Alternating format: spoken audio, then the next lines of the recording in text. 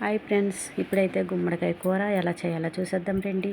గుమ్మడికాయని శుభ్రంగా కడిగేసుకొని చిన్న చిన్న ముక్కలుగా కట్ చేసుకోవాలి. కళాయి తీసుకొని స్టవ్ మీద పెట్టుకొని 2 టేబుల్ స్పూన్ల ఆయిల్ వేసుకోవాలి. దాంట్లో జీలకర్ర, ఆవాలు, మినపప్పు కొద్దిగా వేసుకొని వేయించుకోవాలి. కరివేపాకు వేసుకోవాలి. తర్వాత పచ్చిమిర్చి, ఆనియన్స్ కూడా వేసుకొని వేయించుకోవాలి. ఉప్పు, పసుపు కూడా వేసి వేయించుకున్న తర్వాత మనం గుమ్మడికాయ ముక్కలు కూడా వేసేసుకోవాలి. అది కొద్దిసేపు మగ్గిన తర్వాత 2 నిమిషాలు ఉప్పు, కారం వేసుకొని సరిపడగా మనం కొద్దిగా వాటర్ పోసుకొని మూత పెట్టి ఉడికించుకోవాలి. అంతే, ఎంతో టేస్టీ అయిన గుమ్మడికాయ కూర రెడీ. చాలా హెల్దీ కూర కూడా ఇది గుమ్మడికాయ. Okay, bye.